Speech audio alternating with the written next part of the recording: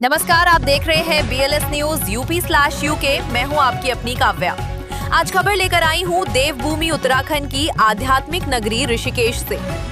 इस समय एक महत्वपूर्ण खबर सामने आ रही है, जहां भारतीय गौ सेवा संघ के प्रदेश अध्यक्ष गौरव चौधरी अपने पदाधिकारियों और कार्यकर्ताओं के साथ महाराज जी के पावन आश्रम पहुंचे।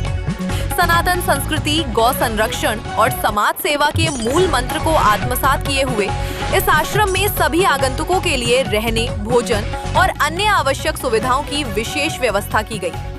आश्रम पहुंचने पर भारतीय गौ सेवा संघ के उत्तराखंड प्रदेश अध्यक्ष, हरिद्वार जिला थन सहित बड़ी संख्या में पदाधिकारी एवं कार्यकर्ताओं ने उनका स्वागत किया।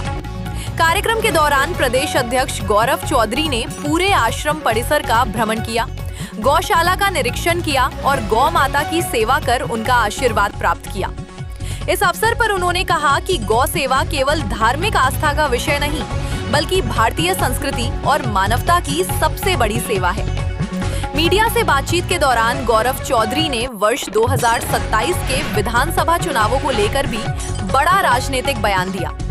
उन्होंने विश्वास व्यक्त करते हुए कहा कि भारतीय जनता पार्टी जनता के आशीर्वाद और विकास कार्यों के बल पर आगामी चुनावों में ऐतिहासिक सफलता प्राप्त करेगी और रिकॉर्ड सीटों के साथ सरकार बनाएगी।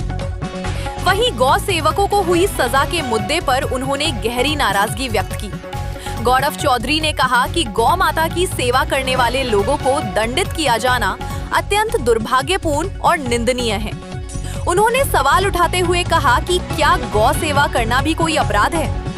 सरकार को इस विषय पर गंभीरता से विचार करना चाहिए तथा गौ सेवकों से जुड़े मामलों की निष्पक्ष समीक्षा कर न्याय सुनिश्चित करना चाहिए। उन्होंने कहा कि भारतीय गौ सेवा संघ हमेशा से गौ संरक्षण, गौ संवर्धन और गौ सेवा के लिए समर्पित रहा है तथा भविष्य में भी संगठन समाज में गौ रक्षा और जन जागरण के अभियान को और अधिक मजबूती के साथ आगे बढ़ाता रहेगा। ऋषिकेश के इस आध्यात्मिक वातावरण में आयोजित कार्यक्रम ने एक बार फिर ये संदेश दिया कि गौ सेवा, संस्कृति संरक्षण और समाज हित के कार्यों में सभी को मिलकर योगदान देना चाहिए। फिलहाल के लिए इतना ही। ऐसी ही ताजा और विश्वसनीय खबरों के लिए जुड़े रहिए BLS न्यूज UP/UK के साथ। नमस्कार।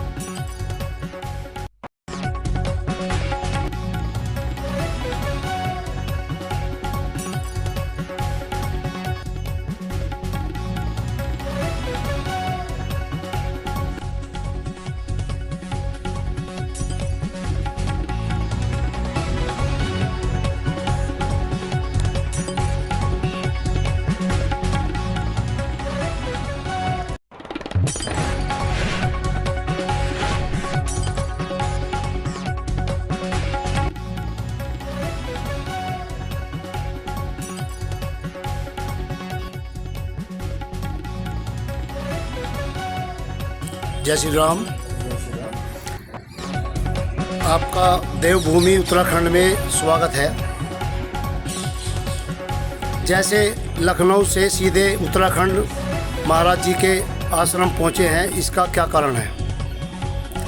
मैं सीधा लखनऊ से उत्तराखंड देवभूमि आया हूँ, ऋषिकेश हूँ और ये हमारे महाराज जी का आश्रम है।